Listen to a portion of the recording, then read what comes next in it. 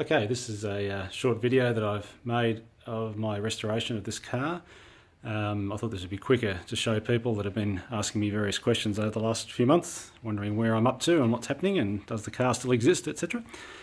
For those who don't know, this car's a Porsche 968 Turbo RS. It's not one of the original 4 factory cars, which were all left-hand drive. This is actually one of the 4 right-hand drive cars that were converted by Peter Fitzgerald and his team in the mid-1990s. The difference between these and a few of the other RS replicas that are around is that Peter was racing for Porsche at the time and got support from the factory to convert these 4 cars. So they're as close as you can get to the factory cars, and they're the only ones, certainly in right-hand drive, that were done this way.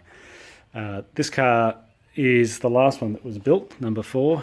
It was built for a club racer, essentially, who wanted to take it initially on the Targa Tasmania, but as fate would have it, the very first Targa Tassie, I believe on the very first day, the car was damaged quite extensively when it ran off the road and into a bunch of trees. That resulted in most of the left-hand side of the car being rebuilt at that time, and it since then had been raced and tracked extensively, primarily in Western Australia. It's had a few other accidents in its life, including one that I had 2 years ago when I first acquired the car, where I had a fairly slow-speed collision into the back of a truck, which made a mess of the front. And I chose to use that as a good excuse, as one does, to pretty much strip the car right back and restore it.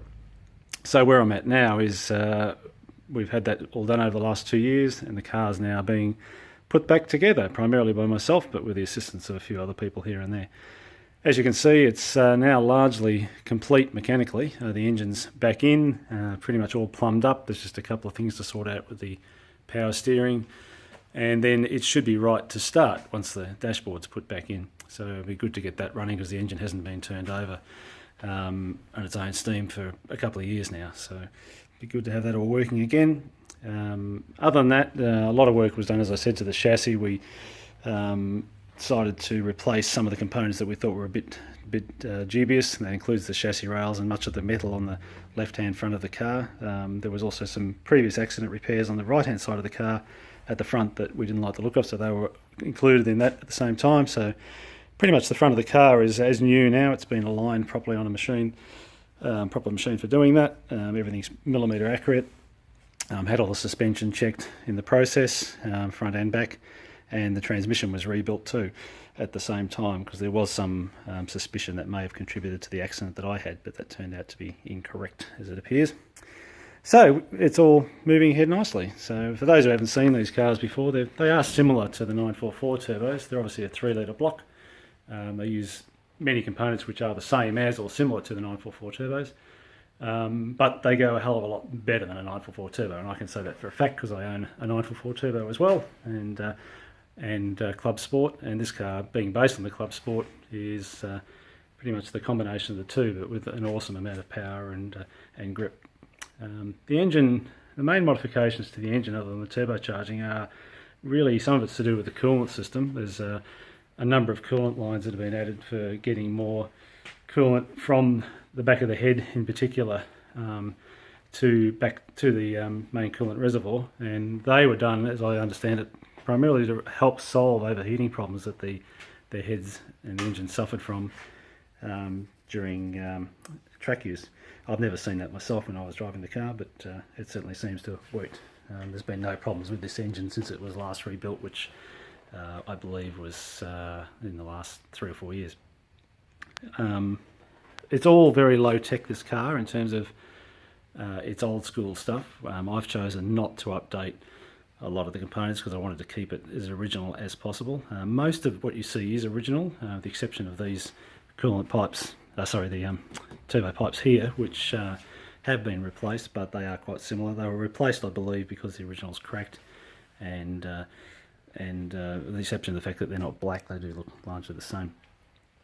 I think that's about all I can really tell you. The rest of the car is fairly self-explanatory. The suspension is similar to Club Sport at the front, although I believe it's more customised than standard Club Sport. Certainly it's fully adjustable in that regard. At the front we've got oil coolers on both sides, and the one on the left is a standard 968 oil cooler, but the one on the right is, I believe, the same as what you would have on a Tiptronic 968, but it's been repurposed here for the engine oil rather than the Tiptronic transmission, of course. Interior wise, the car's obviously got a roll cage, which is not in the car at the moment.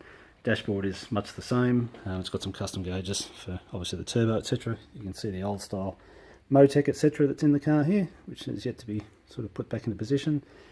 As I think I mentioned, the gearbox was rebuilt as part of this exercise, so that's all been put back. We've had new linkages put back in the gear shifter, etc. And it's all sort of go from here.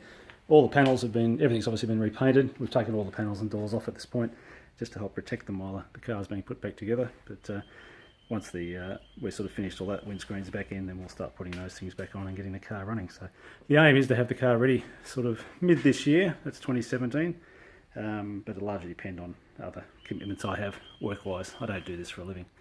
Anyway, if anyone's got any questions, more than happy to answer and explain what I know. I'm no expert on this car, but I've learned a lot about 968s in the process of putting this one back together. Thanks.